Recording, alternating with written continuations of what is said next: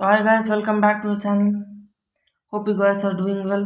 चलिए शुरू करते हैं आज का जेई सेशन। ठीक है, मैथ्स के कुछ क्वेश्चंस के साथ। पहला क्वेश्चन है, let P h comma p be a point on the curve y is equal to x square plus 7x plus 2 nearest to the line y is equal to 3x plus 3 sorry y is equal to 3x minus 3.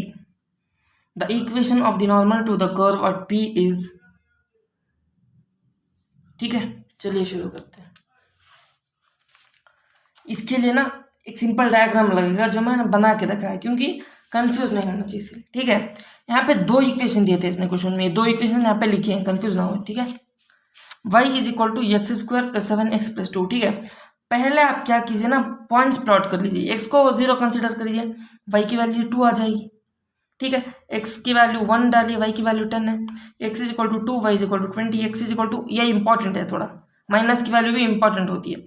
x is equal to -1, y is equal to -4। ठीक है, ये 1 यहाँ पे डालो, जो y की value आएगी वो लिख के रख लो पॉइंट्स। ठीक है, अब चलिए प्लॉट करते हैं। जो मैंने यहाँ पे प्लॉटिंग की है ना, ये एक्यूरेट तो बिल्कुल भी नहीं है, हमें सिर्फ डायग्राम बनाना पड़ता है। जो एक्यूरेट नहीं होता सिर्फ हमें बनाना पड़ता है, जल्दी आंसर मिले, इसीलिए हम प्रोसीजर नहीं फॉलो कर रहे हैं, जस्ट डायग्राम बेसिस पे आंसर सॉल्व कर रहे हैं, सॉरी क्वेश्चन सॉल्व कर रहे हैं। ठीक है, चलिए शुरू करते हैं। अब हम पॉइंट्स बना रहे हैं ना, तो चलिए शुरू करते हैं। x की वैल्यू क्या है, 0 है, y की वैल्यू 2 है। x की वैल्यू 0, y की वैल्यू 2। ऐसे ही मैंने यहाँ पे 1 है, तो यहाँ पे क्या हो गया 110। इसी तरह से मैंने प्लॉटिंग कर दी है पहले से। देखिए ये पहली जो लाइन है ना, ये वाली ये है, ये लाइन यही है। ठीक है, अब जो सेकेंड लाइन है हमारी, y is equal to 3x minus 3, इसकी प्लॉटिंग करते हैं। x की वैल्यू 0 हो गई, y की वैल्यू -3। ठीक है, x की वैल्यू 0, y की वैल्यू -3। ठीक है, x की वैल्यू 1, y की वैल्यू 0। आ गई ना अपनी लाइन। ठीक है, ये लाइन लीजिए। अब इसने क्वेश्चन में पूछा क्या है, ठीक है, the equation of the normal to the curve at p। ये जो पॉइंट हमें है मिली है ना, ये पॉइंट है ना, मतलब ये दो लाइंस जहां पर इंटरसेक्ट हो रही है ना, इसको पॉइंट p दिया है। इसने पूछा क्या है, इसने पूछा ये है ना कि नॉर्मल का जो इक्वेशन है वो बताइए। ठीक है, जो नॉर्मल कर्व होती है ना, हमेशा देखिए नॉर्मल कर्व हमेशा इसका स्लोप नेगेटिव होता है। क्या स्लोप नेगेटिव होता है हमें ना। और यहाँ पे देखिए इसका जो इंटरसेप्ट है ना, y इंटरसेप्ट -3 है।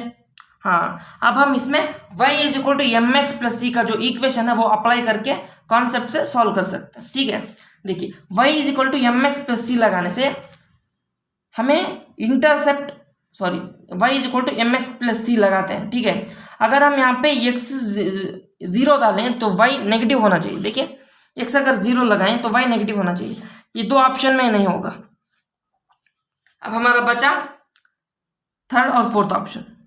इसमें अगर लगाएं तो हमें क्या चाहिए, y की वैल्यू नेगेटिव चाहिए, x 0 लगाए तो सेटिस्फाई करता है ये की ऑप्शन, वो नंबर 4। ठीक है, इस तरह से हम डायग्राम बेसिस पे आसानी से सॉल्व कर सकते हैं। ठीक है, चलिए हमारा आ गया नेक्स्ट क्वेश्चन जीपी का।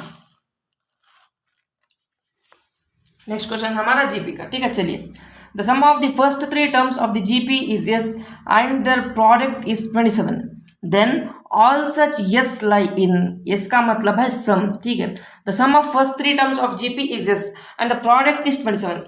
हम अज्यूम कर लेते हैं, क्योंकि ये प्रोसीजर से तो बहुत लंबा लगेगा, जेई में इतना टाइम होता नहीं एग्जाम में। ठीक है, हम अज्यूम कर लेते हैं दो, ये क्या, दो जीपीस। ठीक है, मैंने अज्यूम किया था 139 जिसका सम है 10, जीपी है 139, 9 3 27, सम क्या है, मतलब प्रोडक्ट है 27। ठीक है, इसका सम एस एन देखिए 9, इसका सम है 10,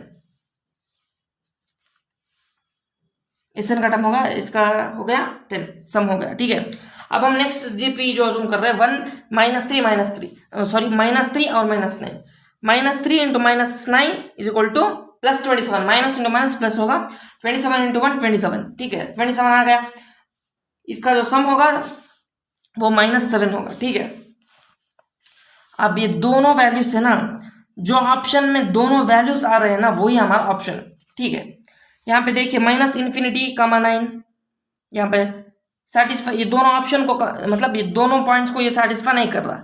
ठीक है, -3 है, -7 नहीं है, गया। इसमें ना आपका 10 है, -7 नहीं है।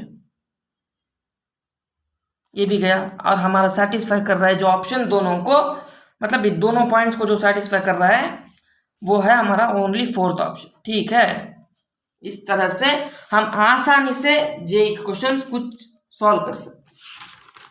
आइए हम पढ़ते हैं अगले क्वेश्चन की ओर, जो है little bit trigonometry basic, trigonometry based. ठीक है, मैं करके दिखाता हूँ। The domain of the function f of x is equal to sine inverse of mod x plus 5 divided by x square plus 1 is, यहाँ पर इसके बेस पर एक क्वेश्चन पूछा है। ठीक है, चलिए अब इसे कैसे करते हैं हम।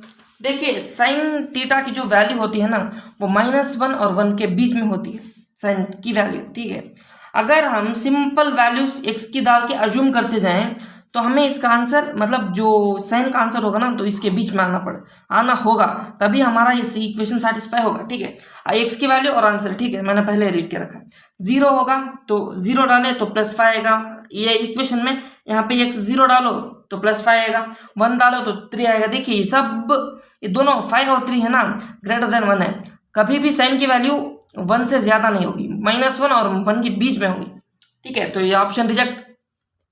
2 डालो 7/5 जो हल्का सा ये x से ज्यादा है, समझिए ये जो 7/5 है ना 1 पॉइंट समथिंग आएगा, क्योंकि 7 बड़ा है 5 से। ठीक है, ये जो था अगर हम 3 डालें यहाँ पे तो 8/10 आएगा, जो ऑब्वियसली 0.8 आएगा जो लेस देन 1 है।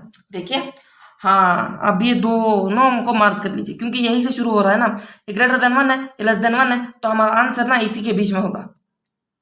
तो 2 और 3 के बीच में का एक पॉइंट अज्यूम कीजिए, मैंने यहाँ पे किया है 2.5, दिख नहीं रहा होगा, हाँ देखो ये है ना, ये है 2.5। ठीक है, 2.5 जब अज्यूम करते हैं तो ये मॉड x प्लस 5 का आंसर 7.5 आएगा।